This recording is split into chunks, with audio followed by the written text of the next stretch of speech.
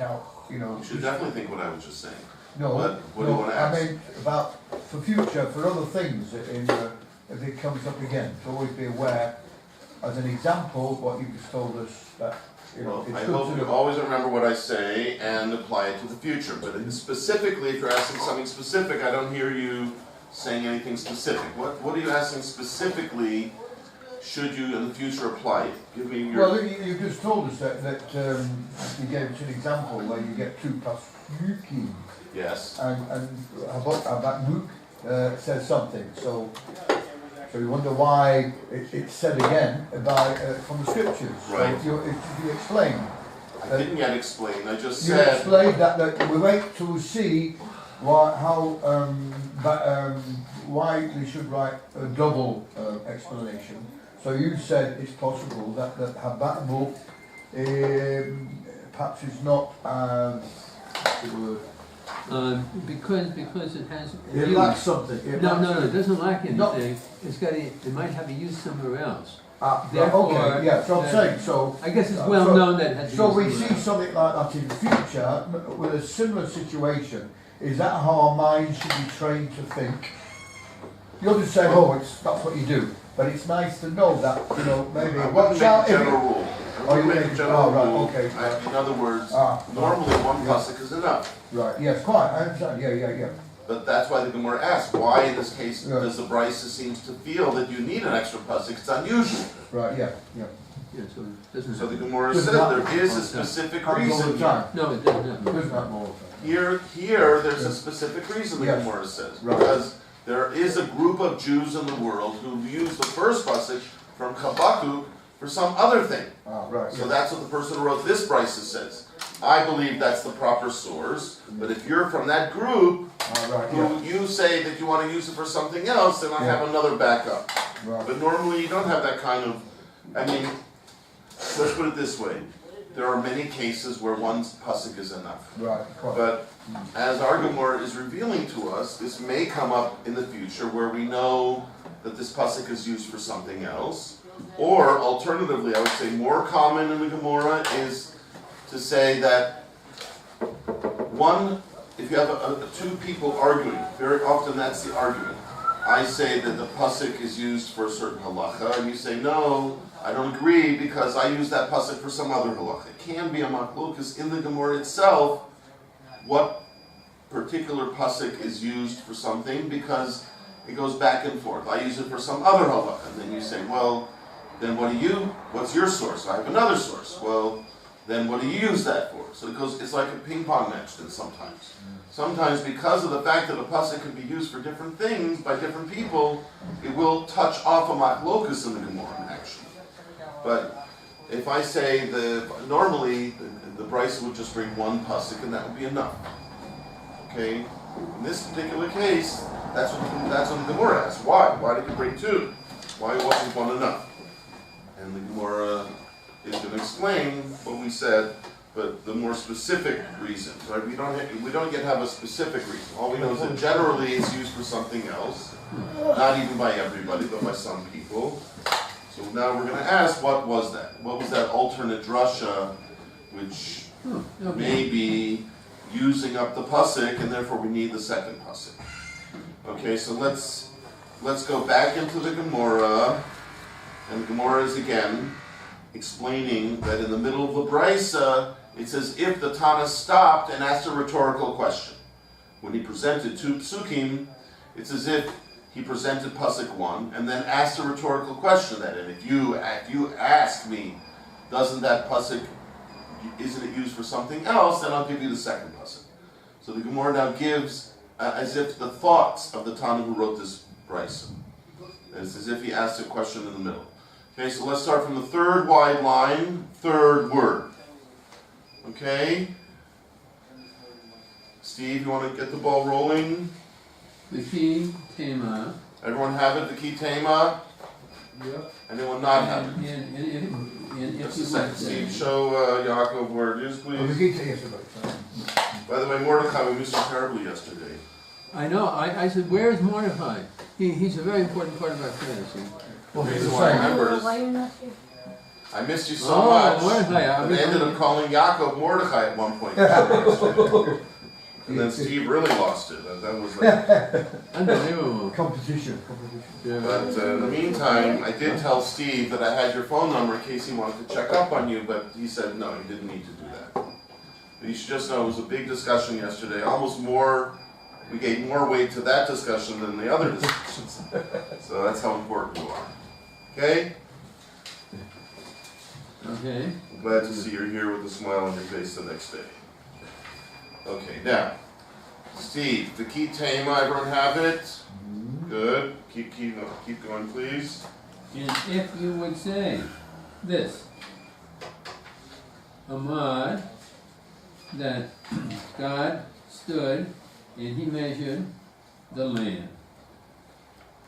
And it required, no, okay, let me In read other words, that. that pasuk, quote unquote, Right, in other of words, Habakkuk, he measured up the people. right? who were Measured up the on world, land, and saw the going and work he their decided that they were job. lacking. They were lacking. Okay, so it requires him. No, we need it. We need that statement. Right, we need that pasuk in We Habakkuk need that pasuk for something else. for the Kidurav, Masa. Matna. We need it for Rabbi Matna. His statement. So it's His li, statement. ki, di, right? That means that for, like that statement of Reb Masna. We need it for, in other words, that statement of Reb Masna. So Okay. basically, we need it for the drasha of Reb Masna, which we'll now be told what that was. Keep going. And for the statement, I guess, of Yosef. Ukid Reb Yosef. Right. And it's Yosef. like Reb Yosef said. So we're putting two people together here, Reb Masna and Reb Yosef. For some reason, we're saying two people collaborated on this one. Okay.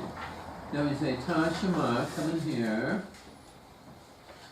So, just a second. So this is in the Brisa. He's saying So the these are person the who same, wrote the Brisa, as if after he quoted the pasuk from Habakkuk, turned to us and said, and if you say that it's already used up for Reb Masna and Reb Yosef's drasha, So we need then I still have another proof. That's the Tashema. Right. Come in here a second proof.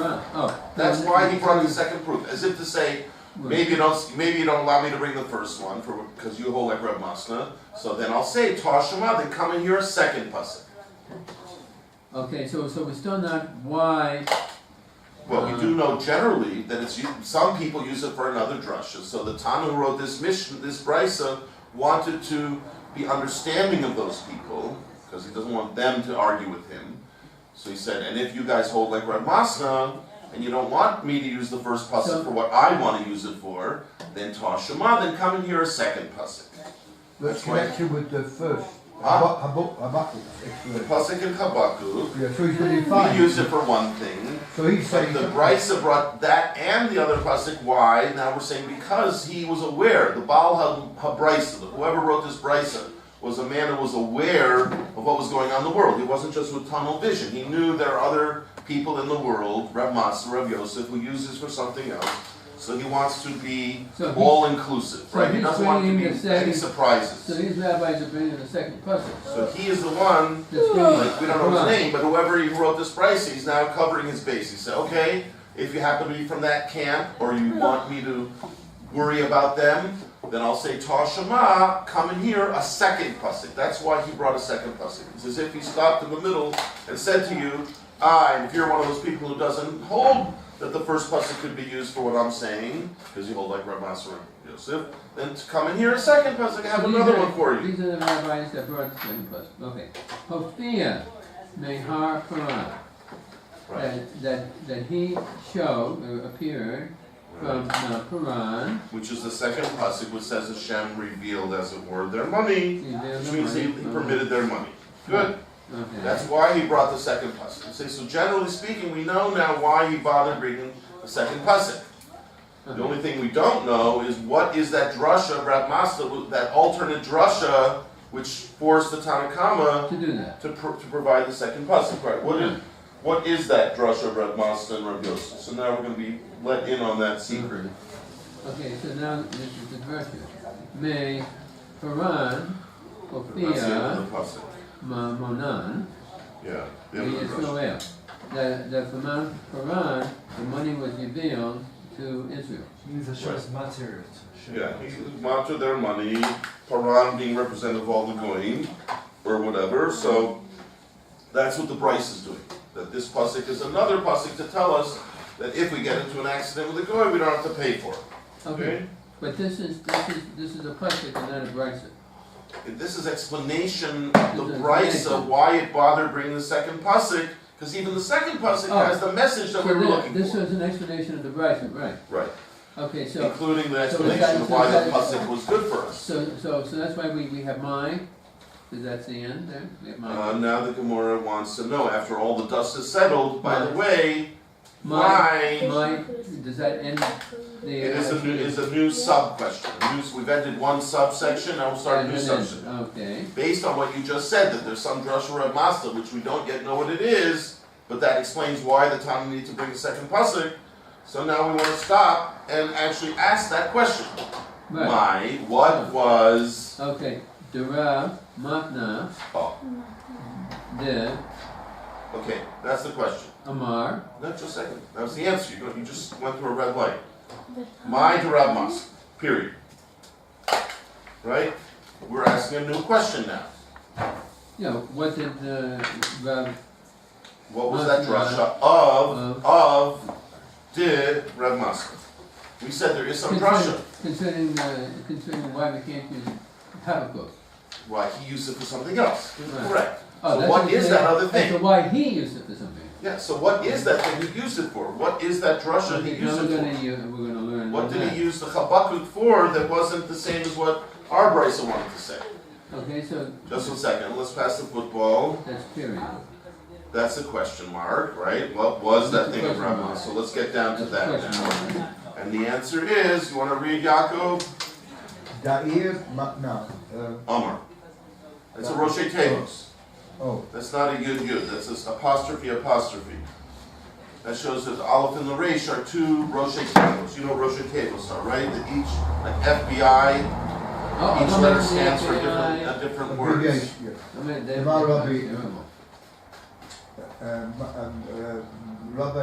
Rabbi Amar Rebbe Matna. Matna stood.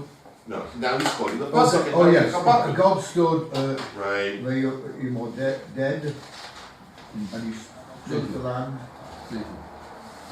Measured, right? Oh, he- That's sorry, the way of measured the judging. Except and he Ra'ah, saw, and etc. he saw. Etc. Okay, What now did you we've see? already seen that pasuk a few times, so we don't need to say the whole pasuk, Yeah. but we all know what it says there. Yater, he permitted, whatever. Yeah.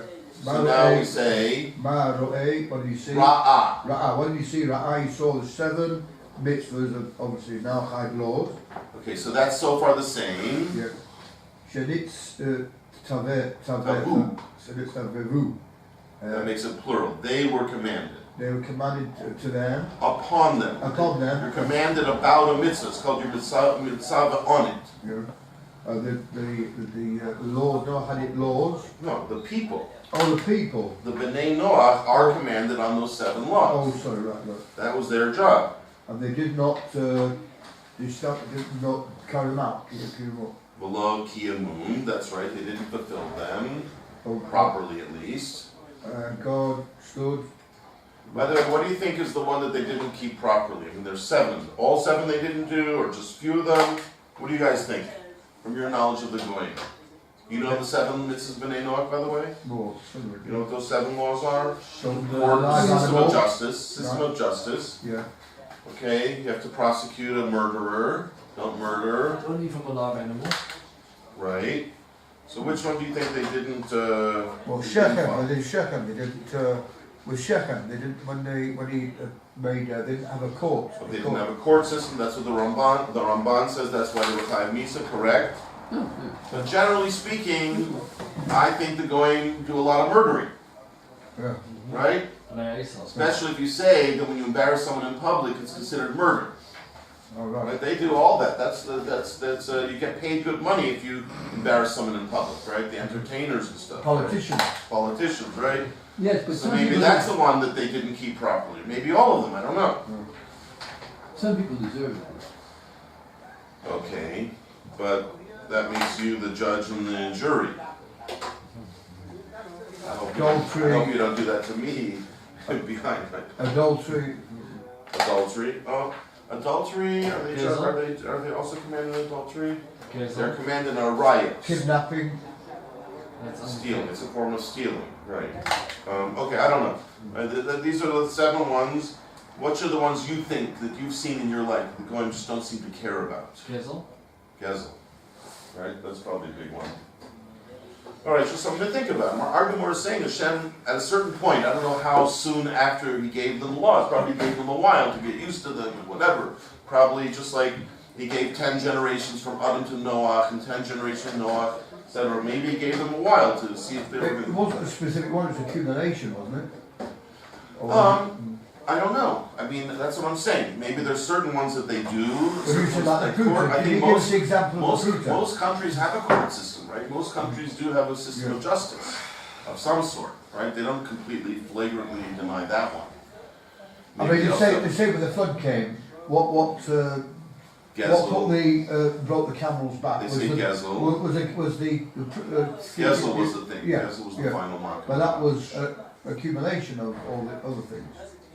There were other things, right? Sometimes Hashem waits to see if people do tshuva.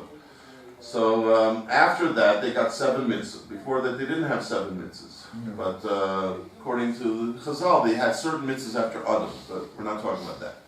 So we're saying that the Bnei Noach had certain 7 mitzvahs. They did not accomplish them. They did not fulfill them at a certain point. Not clear when.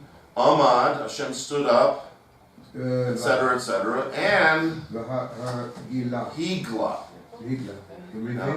Now, that was what we originally said, like the idea of revealing. But here, it's a different kind of revealing, if you were. Galus. Same word as galus. Galut. He exiled them. He exiled them, right. Why would he exile? What did he exile them to? Well, Rashi actually brings some examples. We can see Rashi brings a few examples from Chumash, interestingly enough, that when we read these psukim in Chumash, I don't know if everyone realizes they're reading about a certain kind of galus amongst the Goyim. But I think in general, especially with, for example, Semcherud, it says came and removed all the nations. All the nations were moved around. Today we don't even know who's who because he mixed everything up. He moved everyone around so badly. So it could be that's also like Hashem put it in his mind to do that as a form of punishment. That's why we don't know who the Amalekites are. What? We don't know who are true Amalekites. We don't know anybody. We don't know the Mitzrayim. We don't know, right? So, in any event, the point being that there was a certain type of galus that they were put into. Rashi gives certain examples from even that are written in the Torah. The Canaanites. There could have been cases, yes, of Canaanites as well. Prizim after all these 7 days. Certainly today, they've been sent into galus, right? And usually, when kings took over the world, that's part of their tactics of victory. When they wanted to ensure they would remain victorious, was to move people around to remove their political stability. Yeah. No objective. So, according to our Gemora, though, it wasn't just politics; it was an act of God to punish them for not keeping their 7 mitzvahs. So, and this Rav Masna is learning it from the pasuk in Habakkuk. The same pasuk we wanted to learn the whole question about why we're patur when we gore the goy shore. So, according to this drush of Rav Masna, that's not what the pasuk is coming to say. It's coming to tell us another fact, which is why they were sent into galus. They were sent into galus. So both drushes are based on the same concept, basically. They didn't keep the 7 mitzvahs, they got punished. The question is, what is it referring to that Hashem punished? The fact that they got sent into galus, that's Rav Masna's pshat, or like our brisa, and even we had Rabbi Avo saying that originally, that it was the fact that they were penalized in our case of the shore, going the shore. In any event, okay, let's continue on for a touch. It says, "V'higle osam," Hashem sent them into exile, me'al ad masam, from upon their land, right? And Rashi gives an example. You want to try it, Mordechai? The example that Rashi gives from the Chumash? Just interesting how these are psukim we read often in Chumash without not knowing that they really refer to Galus. Yeah. Everyone see the Rashi, the fourth, really end of the third line of Rashi. There's not too many Rashis on this page. End of the third. Hikle Oisam. Mordechai, you see it? The Rashi. Over there. You got it? Beniva Osam. He sent them into Galus. Where do we see going being sent into Galus? Going. Kaftorim. Kaftorim. Hayotzim. Yozim. Mikaftor. That's a pasuk in Rosh. It's brought here Devarim base, right? Pasuk in Devarim, Parshas Devarim, and in Sefer Devarim, that says the Kaftorim, as certain people, went out of Kaftor, which is their homeland. That's why they were called Kaftorim. Apparently, it was a place that was called Kaftor. So the Kaftorim went out of Kaftor. Right? Most people probably read that in the Chumash. Don't realize they're reading about a certain act of Galus that these people went into. When it says they went out of, it means they had to leave their land, according to this pshat. How did they go? How were they through war? What happened? They were. I mean, you have to look up the Mevorshim there. What happened exactly at that time? Maybe there was a war. There were many wars. We know there were many wars between the Goyim, infighting and so on and so forth. Midian and Moab and all these people. Sichon. There's a constant fighting between these people. So maybe there was a war, a specific war. Maybe just like by the Tower of Babel, right? They just couldn't communicate with each other. They went off on their own. I don't know, it doesn't say why they were sent into Galus, but something happened. So that's one example where we see in the Chumash a statement in the Chumash which informs us that not only we have gone into Galus, other nations have gone into Galus. We're not the only ones. And Rashi gives another example.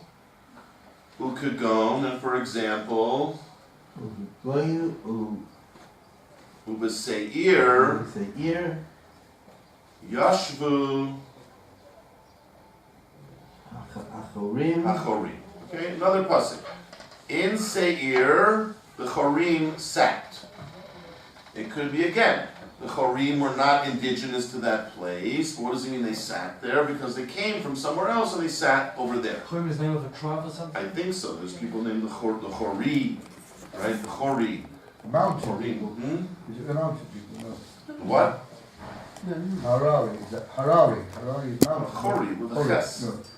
I don't know. I don't know too much about them, but I know they are mentioned also in Bereshis. We had in the Parshas Vayishlach, I believe. It talks about what happened to Esav. It also talks about how Esav interacted with these people. So something must have happened. Maybe when Esav took over the land, these people had to leave.